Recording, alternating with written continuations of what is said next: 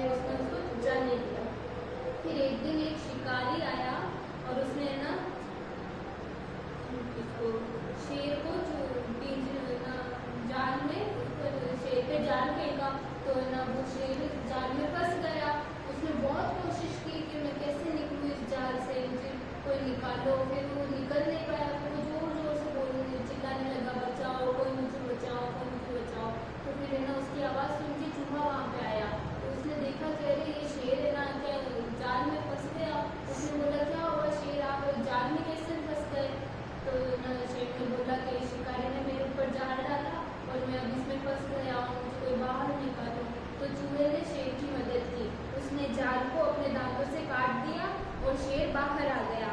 जब वो बाहर आया तो फिर है ना शेर ने चूहे से माफ़ी मांगी। उसने बोला कि मैंने उस दिन तुम्हें तो है ना खाने वाला था, लेकिन तुम तो आज मेरे इतने काम आए, तुमने मेरी जान बचा ली।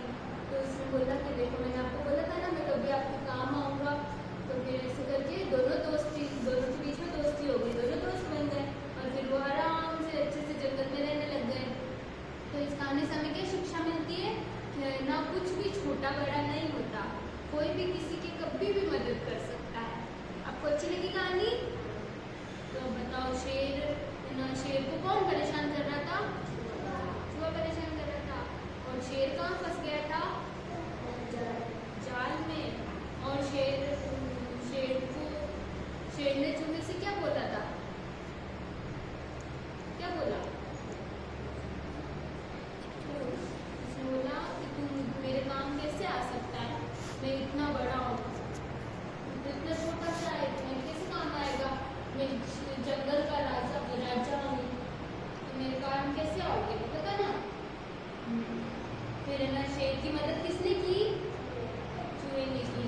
Very good. आपको कहानी अच्छी लगी? अच्छा, अब आप में से मुझे कौन कहानी सुनाएगा ये वापस? किसको कहानी याद होगी? आप सुनाओगे? आपको आती है ना? सुनो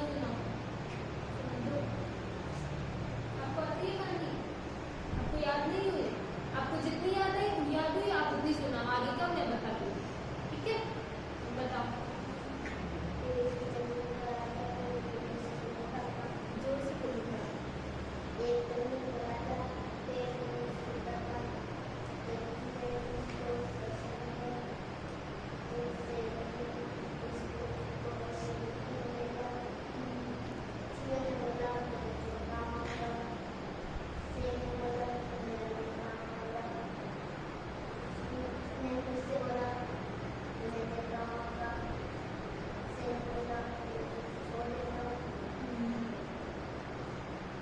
फिर क्या हुआ? शेर ने उसको छोड़ दिया। फिर एक दिन जंगल में शिकारी शिकार करने आया, तो उसने जाल बिछा दिया। उस जाल में शेर फंस गए। कौन फंसा? शेर। जाल किसने बिछाया था? शिकारी ने।